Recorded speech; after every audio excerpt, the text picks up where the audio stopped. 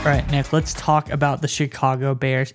Valiant effort, but when Justin Fields isn't on the field, this team is not quite the same. And that leads us into our next story, Nick. Obviously, Justin Fields is dealing with a shoulder injury. It's kind of dicey what the status is of him for the rest of the season.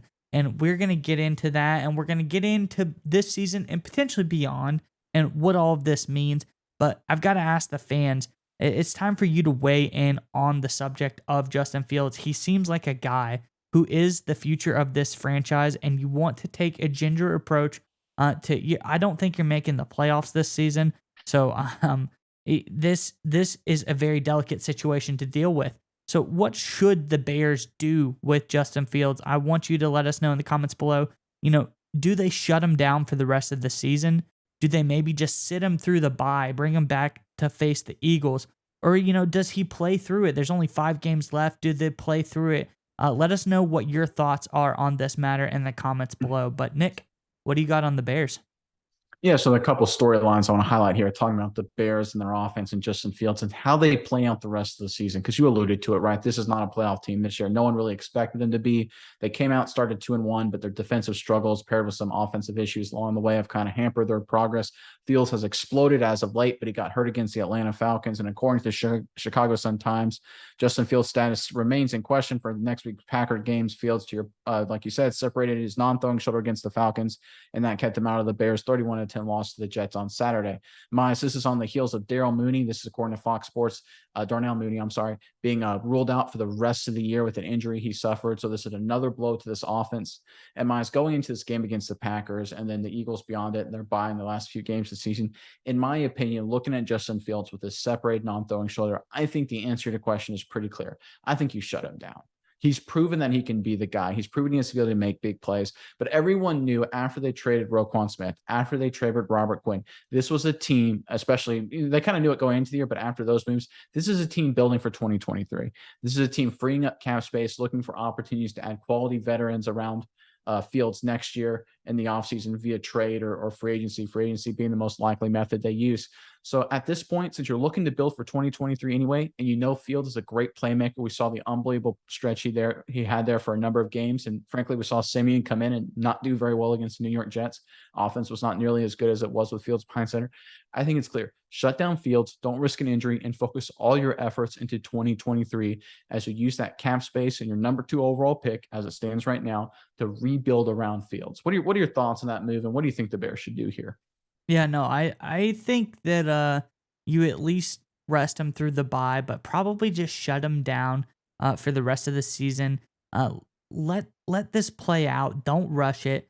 There's no need to, because like we've alluded to a number of times already, not making the playoffs. There's no benefit of rushing this. You're just gonna slow the progression if he gets hurt again.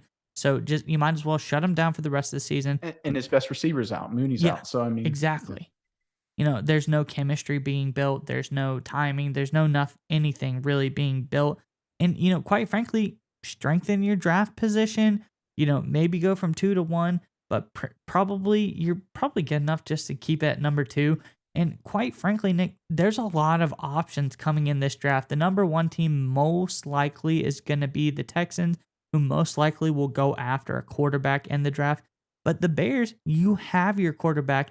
And quite frankly, 32nd ranked defense. You could probably use help on that side of the ball. That's why I think, rest Field, go towards the draft, and maybe take an eye at that Will Anderson Jr. guy from Alabama. He seems like, a pretty good player. Maybe you want to give him a look at the tape. I think he could be a really good Robert Quinn replacement. He just looks like a pretty stud athlete who would be perfect selection at number 2, don't you think? 100%. And look, we've seen this in the NFL the past number of years. If you insert in a special athletic freak at pass rusher, magically your defense can go terrible to great. We saw us in Dallas. Dallas was a historically bad defense in 2020. They draft Micah Parsons, and suddenly, a couple of years later, they're one of the better defenses in the NFL. It's amazing what happens when you get that dynamic edge pass rusher. And frankly, Bears fans should know that better than anybody because they had Khalil Mack for a number of years before trading him away. So this is a team looking to rebuild and get younger. And I think going Will Anderson at number 2 overall is a strong move as they look to retool that defense. I think adding some veteran players on the offensive side of the ball is probably what Justin Fields needs anyway, because remember, he's still on that rookie deal, so it makes sense to go that route. But there's option 2, right? They could trade back from number 2 if someone wants a quarterback after number 1 overall goes whoever that is, Young, CJ Stroud, or somebody else. If someone else wants to move up and take a quarterback, the Bears can certainly trade back, get a bevy of draft picks, and get more options there. So again, the door is open for a lot of key moves for the Chicago Bears team. I think the smart thing to do here is just don't screw it up. Don't get Justin Fields severely hurt. That's, I think, the real risk, because you have your quarterback, you have cap space, you have a strong draft position. If you just can get through the rest of the year, just find a way to get through it. See if you got some young players on defense like Jack Sanborn that you want to move forward with. But other than that, just get through the rest of the year and then move on to 2023. I think that's the right strategy Eberflus and Pulis need to pull off there, leading the organization going forward. I mean, what do you think? Is that what you think they should do, or what do you think they should plan for?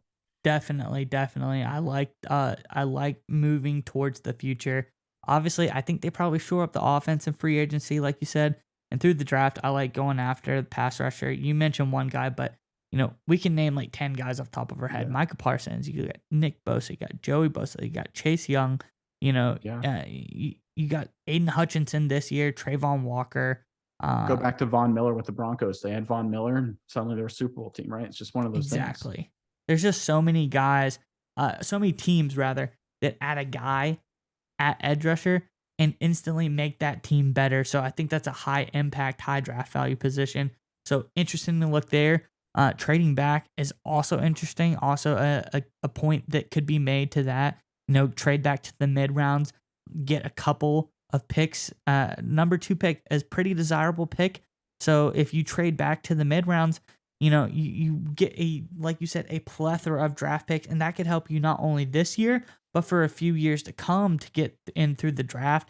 So I think the Bears have a lot of good options, and I think shutting Fields down and not allowing him to further injure himself. Obviously, we said Mooney is out. He's not going to be building any chemistry really offensively. So I think it's the smart move. There are options to go with the other ones, but I think that is the smartest move for them to make.